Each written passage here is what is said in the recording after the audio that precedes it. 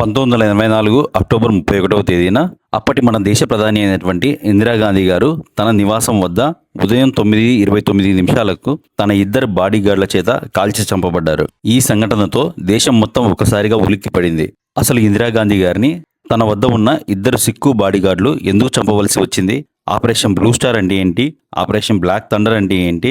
ఇందులో పాకిస్తాన్ ప్రమేయం ఎంతవరకు ఉంది?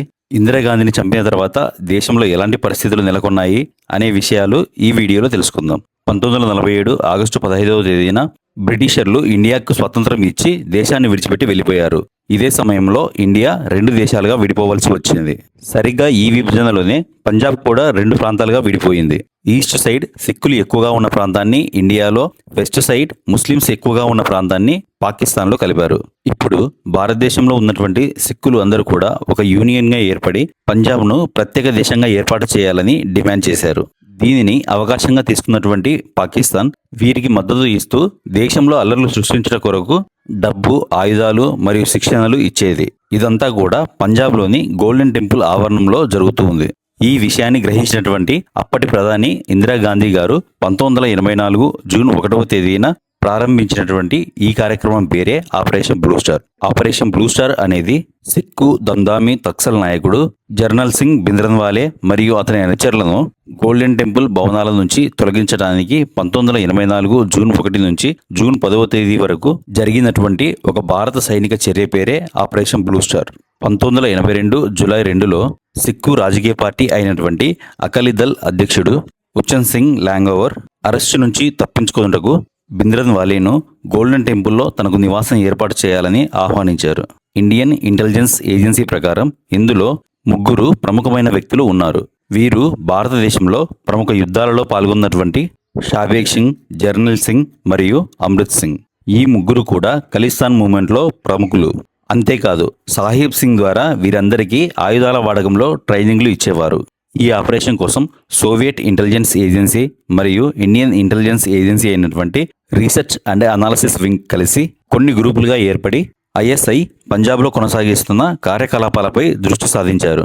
పాకిస్తాన్కు చెందినటువంటి ఒక ఆర్మీ అధికారిని research and analysis wing enquiry చేసినప్పుడు గవర్నమెంట్కు విరోధంగా అల్లర్లు సృష్టించడానికి పాకిస్తాన్ ఆర్మీచే శిక్షణ పొందినటువంటి కొన్ని గ్రూపులను భారతదేశంలోని పంజాబ్లోకి చొరబాట్లకు ప్రయత్నించింది.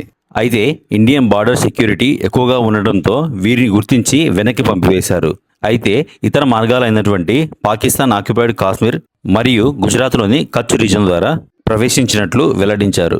1981లో సోవియట్ ఇంటెలిజెన్స్ ఏజెన్సీ ఆపరేషన్ కొట్టక్ను ప్రారంభించింది. దీని ద్వారా పాకిస్తాన్కు చెందినటువంటి ఐఎస్ఐ భారతదేశంలో అల్లర్లు సృష్టించడానికి సిక్కులను ఏర్పాటు చేసుకొని వారికి నగదు, ఆయుధాలు, శిక్షణను ఇచ్చి ప్రోత్సహిస్తున్నట్లు 1982 నవంబర్లో సోవియట్ యూనియన్ లీడర్ అయినటువంటి యూరీ ఆండ్రోపో వెల్లడించారు.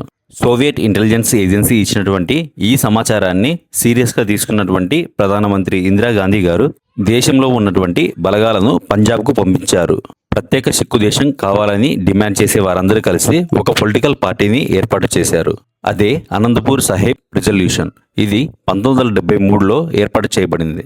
అయితే చాలా నెలలుగా మన ఆర్మీ వీరితో చర్చలు జరిగినప్పటికీ చర్చలు సఫలం కాకపోవడంతో 1984 జూన్ 1వ తేదీని ఇందిరాగాంధీ గారు ఆపరేషన్ బ్లూ స్టార్ను ప్రారంభించమని, అలాగే పంజాబ్లోని సిక్కు టెంపుల్స్లో ఏకకాలంలో దాడులు చేయాలని ఆదేశించారు. దీనివల్ల 1984 జూన్ 3వ తేదీన వివిధ ఆర్మీ బలగాలు మరియు పారామిలిటరీ ఫోర్సెస్ అన్నీ కూడా గోల్డెన్ టెంపుల్ ఆవరణాన్ని చుట్టుముట్టి జూన్ 8వ తేదీ నాటికి కాల్పులు జరిపి కొద్ది మందిని తమ ఆధీనంలోకి తీసుకున్నాయి. ఈ ఆపరేషన్ ముగించిన తర్వాత పంజాబ్ రాష్ట్రమంతా కూడా నిరసనలు వెలువెత్తాయి.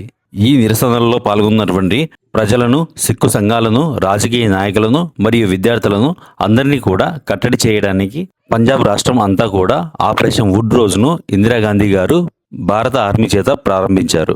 సిక్కుల మీద జరిగినటువంటి ఈ దాడుల వలన ప్రపంచంలో ఉన్నటువంటి సిక్కులందరి నుంచి తీవ్రమైన వ్యతిరేకతలు వెలువడ్డాయి.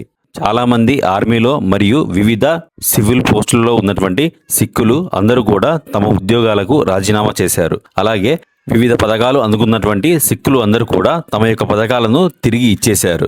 ఆపరేషన్ బ్లూ స్టార్ జరిగిన 5 నెలల తర్వాత అనగా 1984 అక్టోబర్ 31వ తారీఖున ఉదయం 9:29 ఇందిరాగాంధీ యొక్క ఇద్దరు బాడీగార్డులు అయినటువంటి బీనత్ సింగ్ మరియు సత్వత్ సింగ్ల చేత ఢిల్లీలోని ఆమె నివాసంలో ఇందిరాగాంధీ గారు కాల్చి చంపబడ్డారు.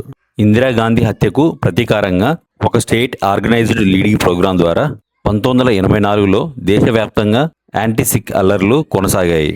ఈ అల్లర్ల వలన దేశవ్యాప్తంగా 7,000 నుంచి 15,000 మంది సిక్కులు చంపబడ్డారు.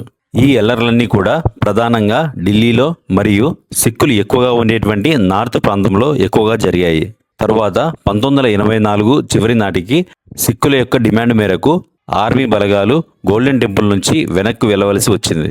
ఈ ఆపరేషన్ బ్లూ స్టార్కు ప్రాతినిధ్యం వహించినటువంటి ఆర్మీ జనరల్ అరుణ్ శ్రీధర్ వైద్య 1986 పూణేలో రాజేందర్ సింగ్ జింతా మరియు సుఖ్దేవ్ సింగ్ సుఖా అనే ఇద్దరు సిక్కుల చేతిలో చంపబడ్డారు.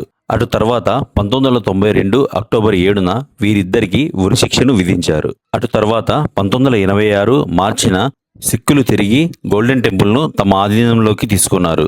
దీనివలన 1986 మే 1న పారామిలిటరీ ఫోర్సెస్ తప్పనిసరి పరిస్థితుల్లో మరి ఒక ఆపరేషన్ను ప్రారంభించారు.